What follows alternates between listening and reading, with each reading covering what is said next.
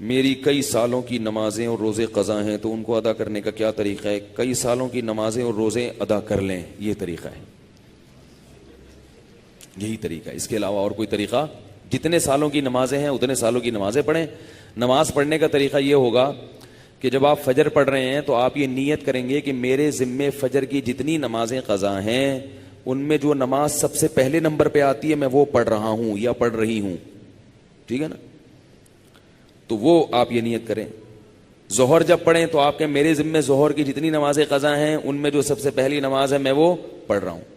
جب بھی نیت ہوگی تو یہی ہوگی۔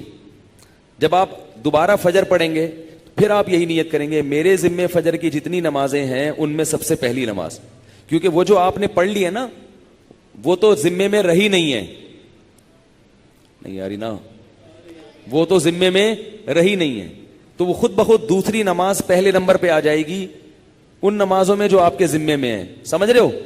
اسی طرح آپ ایک ڈائری میں نوٹ کر لیں کہ کتنے سال کی نمازیں، اندازہ ہی ہوگا، یقین تو نہیں ہو سکتا، کتنی سال کی فجر ہے۔ بعض لوگ فجر کم پڑھتے ہیں ظہر زیادہ پڑھتے ہیں تو وہ ظہر کم رکھیں فجر زیادہ رکھیں، ٹھیک ہے نا؟ تو جمعے کتنے آئے ہیں یہ سارا حساب کر کے ایک اندازہ ہی ہوگا، اس کا یقین نہیں ہو سکتا، تو اندازے سے کر لیں اور جتنی جتنی نمازیں پڑھتے جائیں ڈائری میں سے وہ کاٹتے جائیں۔ بعض لوگ ڈائری کا نظام نہیں رکھتے، حافظے پر اعتماد کرتے ہیں، وہ ساری زندگی کنفیوز رہتے ہیں، پڑھتے رہتے ہیں، ان کو یہ نہیں پتہ چلتا کہ ہوئی ہے کہ نہیں ہوئی ہے۔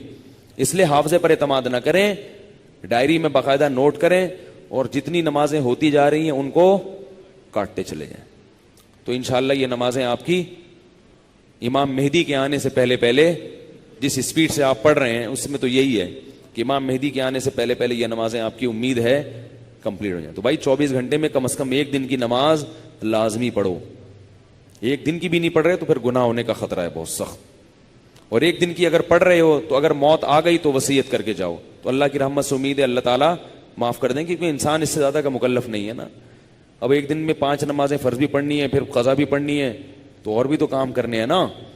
بعض لوگ تو ایسے ہوتے ہیں اولو العزم ہوتے ہیں کہ وہ ایک دن میں 5 دن کی نمازیں قضا پڑھ لیتے ہیں۔ ہمارے حضرت کے ایک مرید تھے، وہ تقریباً 50 سال کی عمر میں دین پر آئے، گورنمنٹ میں کسی ادارے میں آفیسر تھے۔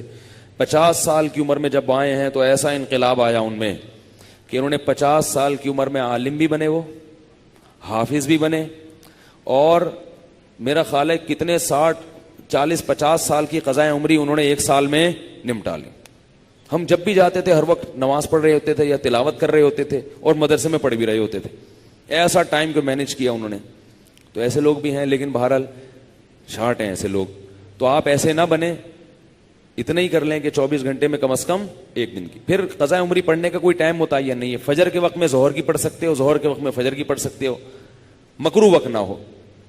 مکروہ وقت جو سورج نکلتے ہوئے، زوال کے وقت اور سورج غروب ہوتے ہوئے، فجر کے بعد بھی پڑھ سکتے ہیں، عصر کے بعد بھی پڑھ سکتے ہیں قضا، فجر اور عصر کے بعد نوافل تو نہیں پڑھ سکتے مگر قضاء عمری پڑھ سکتے ہو۔ وطر بھی پڑھنے پڑیں گے، احناف کے ہاں وطر کی نماز کیا ہے؟ واجب ہے۔ اس پہ دلائل کیا ہیں؟ یہ کیونکہ آج کل کلپ ایسے آ رہے ہیں کوئی واجب کچھ نہیں ہوتا اور یہ سنت موقدہ کچھ نہیں ہوتا، یہ بھی آ رہے ہیں کلپ مارکیٹ میں، تو وہ نہیں، فجر کی سنتیں نہیں پڑھیں، بس فرائض پڑھیں گے، فرائض پڑھیں اور وطر پڑھیں، ٹھیک ہے نا؟ اور فرائض میں یہ آسانی ہے کہ تیسری اور چوتھی رکعت میں اگر کچھ نہ بھی پڑھیں تو بھی بول لینا چلے گا۔ فرض کی تیسری رکعت میں 3 دفعہ سبحان ربی الاعلی کہنے کی بقدر کھڑے رہیں تو بھی نماز ہو جائے گی، ٹھیک ہے نا؟ تو فجر یعنی فرض کی تیسری اور چوتھی، وطر میں تیسری رکعت میں پڑھنا پڑے گا، فرض کی تیسری چوتھی رکعت میں چاہیں آپ مختصر قرات کر لیں، تیسرا کلمہ پڑھ لیں تو یہ بھی ٹھیک ہے، بہتر ہے سورہ فاتحہ پڑھیں تو زیادہ بہتر ہے، تو یہ بھی، اور اس سے نماز آپ کی مختصر ہو جائے گی۔ سبحانک اللہم و بحمدک، نشہد ان لا الہ الا انت